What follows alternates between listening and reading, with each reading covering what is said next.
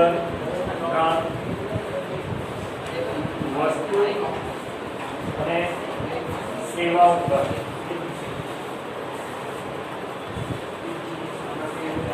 વસ્તુ અને સેવાઓની ઉપર ઉઘરાવવામાં આવતો ખર્ચ ટેક્સ કહીએ આપણે. વસ્તુ એટલે ગુડ્સ, સેવા એટલે સર્વિસ. ગુડ્સ અને સર્વિસ ટેક્સ.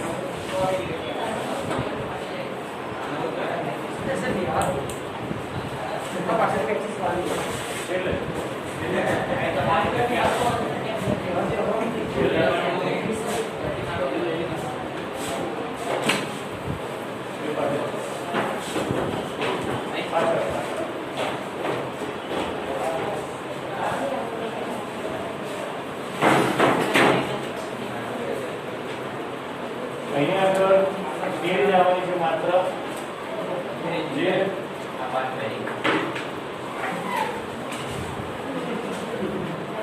વસ્તુ સેવા કર. આ કરને બે ભાગમાં વહેંચ્યો છે. રાજ્ય કક્ષાનો કર એસકે અને કેન્દ્ર કક્ષાનો જીએસટી. બધા કોઈ ખરીદી કરવા જાઓ તો પાકું બિલ લો. એ પાકા બિલની અંદર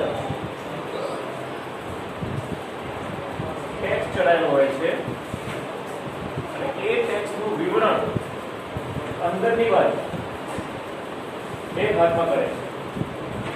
એક જીએસટી અને એક સીજીએસટી. એસજીએસટી એટલે કે સ્ટેટ જીએસટી. દાખલા તરીકે 200 રૂપિયા ટેક્સ ચડાયો હોય તો 50% ટેક્સ રાજ્ય સરકારનો અને 50% ટેક્સ કેન્દ્ર સરકાર. જો અહીંયા કોષ્ટક આપેલું છે તો જોતા જતો આજે નીચે આપેલું છે પ્રમાણે કેન્દ્ર સરકારના પરોક્ષ વેરા અને રાજ્ય સરકારના પરોક્ષ વેરા દેખાય છે. કેન્દ્રીય વેચાણ વેરો, મૂલ્ય વૃદ્ધિ વેરો, કેન્દ્રીય આબકારી જકાત, ખરીદ વેરો, વધારાની કસ્ટમ ડ્યુટી, વેચાણ વેરો, સેવા કર અને મનોરંજન વેરો.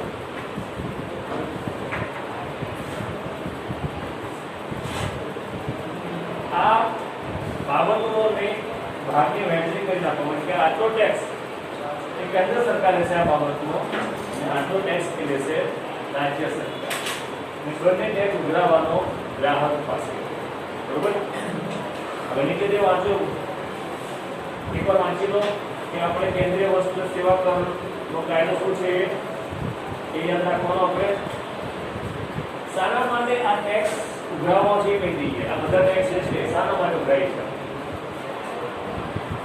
બજેટની વાત કરી હતી આપણે ઇકોની અંદર. તો બજેટની ખાધ પૂર્તિ. ખાધ પૂર્તિ એટલે શું?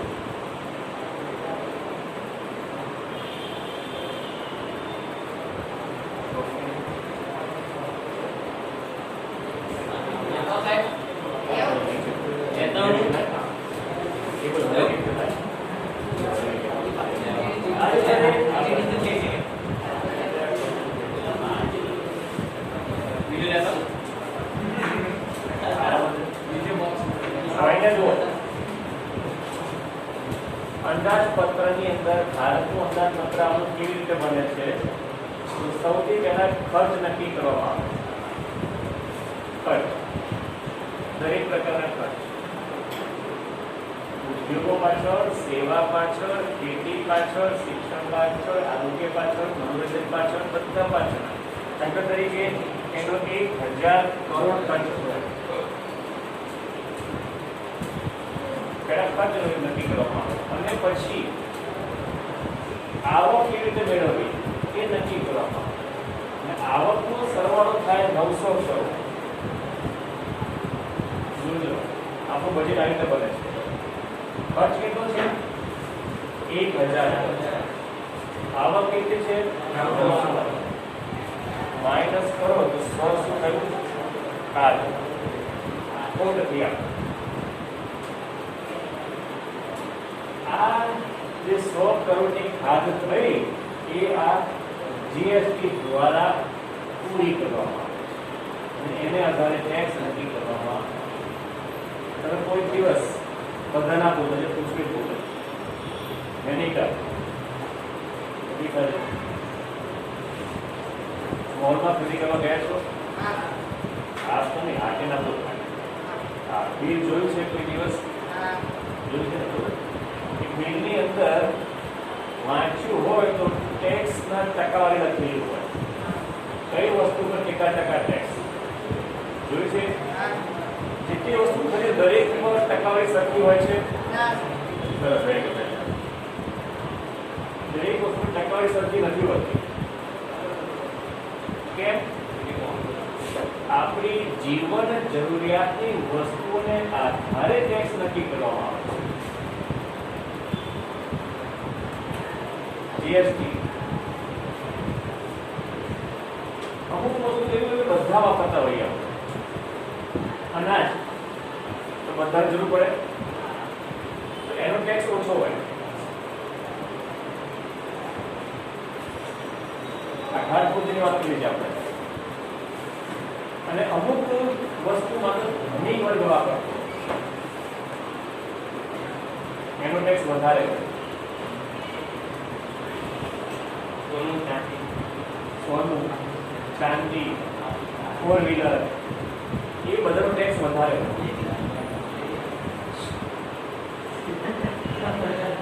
મને ખબર તમે બધા મારે કરતા વધારે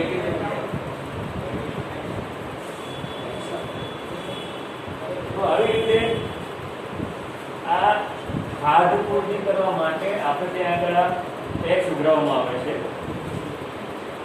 રાજ્ય વસ્તુઓ અને સેવાઓ કર તો શિક્ષણ, વાહન વ્યવહાર એ બે ભાગમાં વહેંચીએ. અમુક જવાબદારી કેન્દ્ર સરકાર, અમુક જવાબદારી રાજ્ય સરકાર. આ જે રસ્તા જોઈએ છે આપણે, શહેરની અંદર આવતા રસ્તા, પાણી, ગટર, વીજળી શહેરની અંદર એ બધું પૂરું પાડવાની જવાબદારી રાજ્ય સરકાર. અને હાઈવે જોઈએ છે બધા આપણે, એક રાજ્ય બીજા રાજ્યને જોડતા હાઈવે હોય એ જવાબદારી કેન્દ્ર સરકાર. અને પાછું રાજ્યને વીજળી પૂરી પાડવાની જવાબદારી રાજ્યને આવે, એમાં અમુક ભાગ કેન્દ્રનો આવે. કેન્દ્રની જે ખાત પૂરી કરવા માટે જીએસટી અને રાજ્યની ખાત પૂરી કરવા માટે જીએસટી. રાજ્યનું બજેટ અલગ બને પાછું. ભારતનું બજેટ અલગ, ગુજરાતનું બજેટ અલગ. મુખ્ય બજેટમાંથી ખાત અને રાજ્યના બજેટમાંથી ખાત એ બંને અલગ અલગ હોય. કેન્દ્રના બજેટની ખાત મોટી હોય અને રાજ્યના બજેટની ખાત નાની. અને એટલા માટે ખાસ કરીને રાજ્ય સરકાર જે વસ્તુ પર ટેક્સ લે ને એ ઓછો, કેન્દ્ર સરકારને ટેક્સ એ વધારે. તેમજ કેન્દ્ર શાસિત, તો કેન્દ્ર શાસિત પ્રદેશ એટલે શું ખબર છે?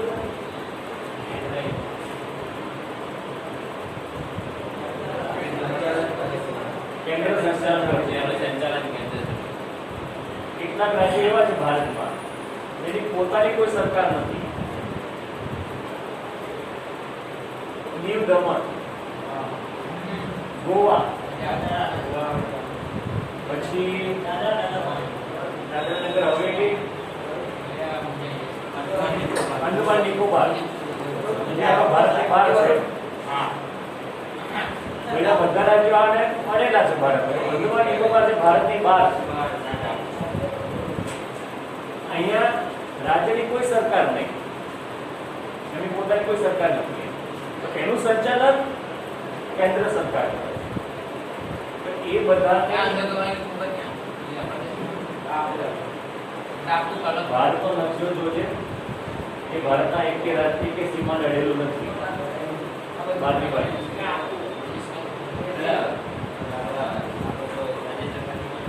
આપણે છે ભારત રાજ્ય સરકાર છે, ગુજરાત રાજ્ય સરકાર. આ બધા રાજ્યો નાના હતા, બહુ મોટા નથી.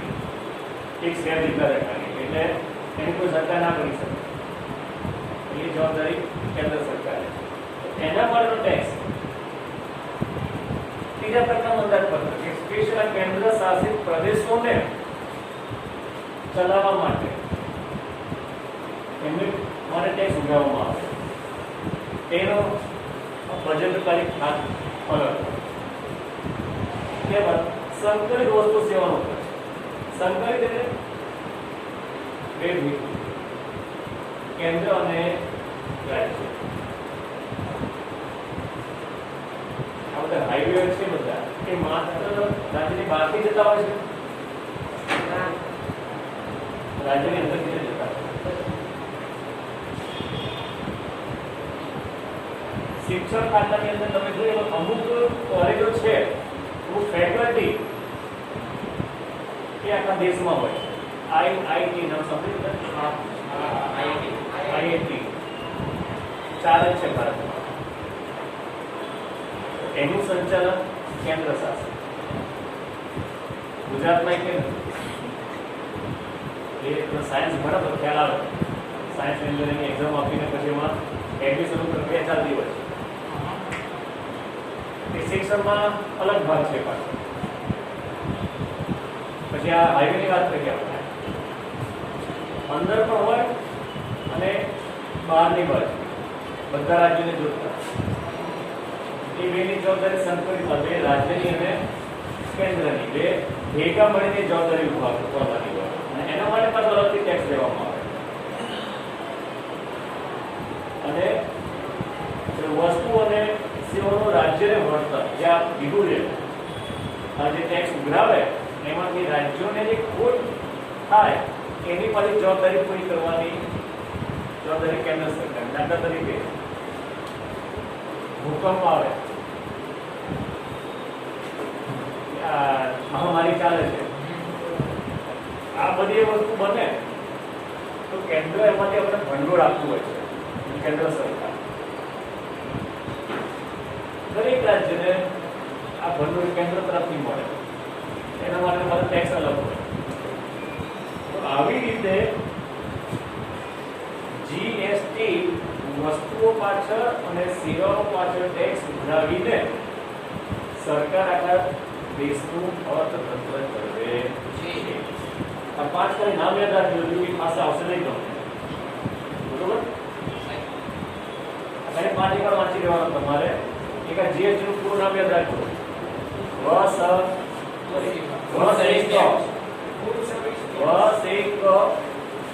તમને કહેશે કે જીએસટી નું પૂરું ફોર્મ જણાવો, પૂરું નામ જણાવો. જીએસટી તમારે વસ્તુ સેવા કર વસેક આયા તક સિક્કા વગેરે પ્રશ્ન હોય છે આ વસેકનો, બરોબર? એ કે વસ્તુ રાખીશું પછી આપણે થિયરી કઈ આવતી છે નહીં.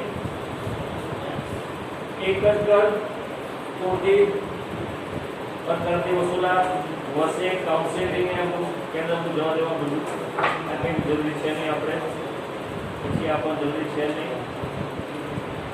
તારીખ કેમ ગઈ શરૂ થયા તારીખ? આ તારીખ કલેક્ટ કરી કાઢો બધા. 1 જુલાઈ 2017 યાદ રાખજો ખાસ. બેમાં એક પ્રશ્ન હશે લોકો. આ જીએસટી ક્યાંથી લાગુ કરવામાં આવ્યું તે તારીખ 1 જુલાઈ 2017 નથી. નવી વાત છે, નવીમાં વાત નથી.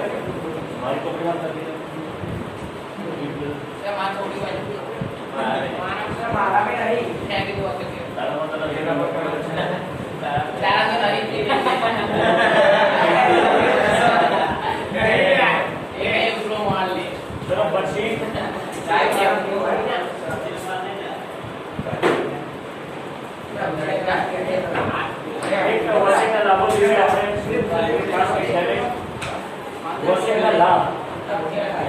લાભ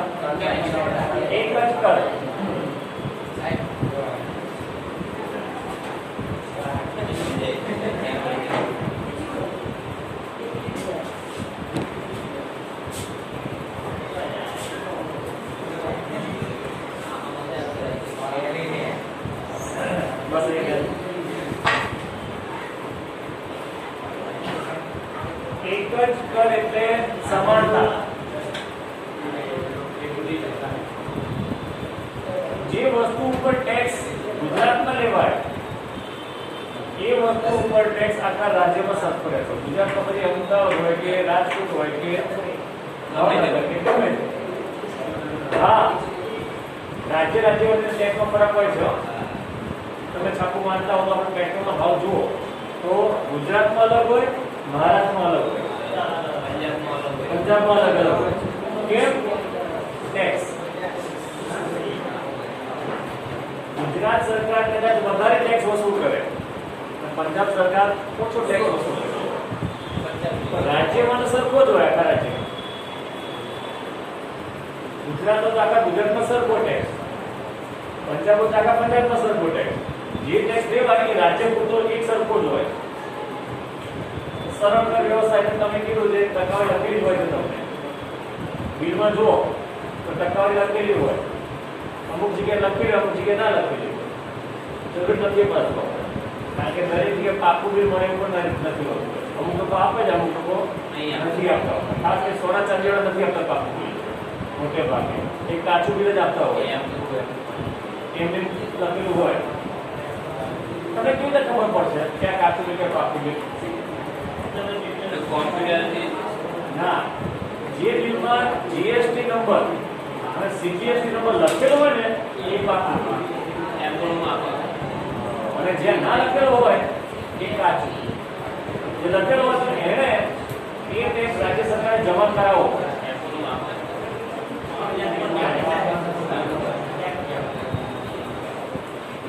આ તમારા મોલમાં જો ત્યાં આપશે, કારણ કે બધું લીગલી હોય મોલનું કામ કરે. બધા પ્રાઇવેટ કરીને દુકાનમાં જો તે નહીં આપે, 5000 રૂપિયા કરતો નહીં આપે, અને ત્યાં મોલમાં 500 ની વસ્તુ ખરીદે તોય મળશે બી. એ બધું લીગલી થતું હોય એટલા માટે. બેવડા કર દૂર થાય. બેવડા કર એટલે ઓક્ટ્રોય શબ્દ સાંભળ્યો છે તમે? ઓક્ટ્રોય, જકાત, આ બધા કોઈ પણ શહેરમાં તો દાખલ થો પેલા ઓક્ટ્રોય લાગુ પડતો ચેક પોસ્ટ ઉપર બધે. આ તમને ફંડ ચેક પોસ્ટ હોય તેની પર એક રાજ્યમાંથી બીજા રાજ્યમાં કોઈ ટેક્સ લાગે. તમે ટ્રાવેલમાં જતા હોય ખ્યાલ હશે તમને. ગુજરાતની બહાર જાઓ તમે તરત ટેક્સ લાગે છે, બરોબર? અને પછી આ અત્યારની વસ્તુ છે. પહેલા ઓક્ટ્રોય ટેક્સ લાગે અને જીએસટી લાગે તો બે ટેક્સ થાય. તો અત્યારે ફક્ત કાઢી નાખે, માત્ર એક જ આવે જીએસટી. એટલે બેવડા કર ડબલ ટેક્સ ન ચૂકવવો પડે એ માટે જીએસટી લાગુ કરવામાં આવે છે. ભાવ ઘટાડાનો લાભ, એટલે ભાવ ઊંચો નીચે થાય ત્યારે પેટ્રોલ રોજ રોકડ થાય છે. આજે વધારે કાલે સોના ચાંદી એમાં રોજે રોજ ફેરફાર થાય છે. તો રોજે રોજના ભાવ ઘટાડો લાભ આપણને જીએસટી મળે છે. રોજે કે પોતાનો સમાન વેરો ખર્ચોનીમાં ઘટાડો આ તો શક્ય બને જ નહીં. કારણ કે ભારતની અંદર આટલા મોટા દેશની અંદર કર ચોરી રોકવી એ અશક્ય વાત છે.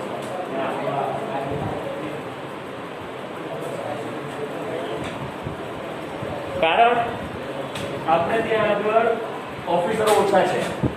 કોઈ જો તમે ઇન્કમ ટેક્સ જાઓ તો ખ્યાલ આવે, ઇન્કમ ટેક્સની અંદર ગાંધી બ્રિજ આગળ કોર્નર ઉપર ઇન્કમ ટેક્સ આવકવેરા અધિકારીની ઓફિસ આવી છે. એક જ ઓફિસ આખા અમદાવાદમાં. અમદાવાદમાં આખી એક જ ઓફિસ છે. અને વિચાર અમદાવાદમાં કારખાનાઓ, કંપનીઓ, દુકાનો કેટલી ઢગલા. કઈ જગ્યાએ રેટ પાડે. એટલા માટે ભારતની અંદર ટેક્સની ચોરી રોકવી એ અશક્ય બાબત છે.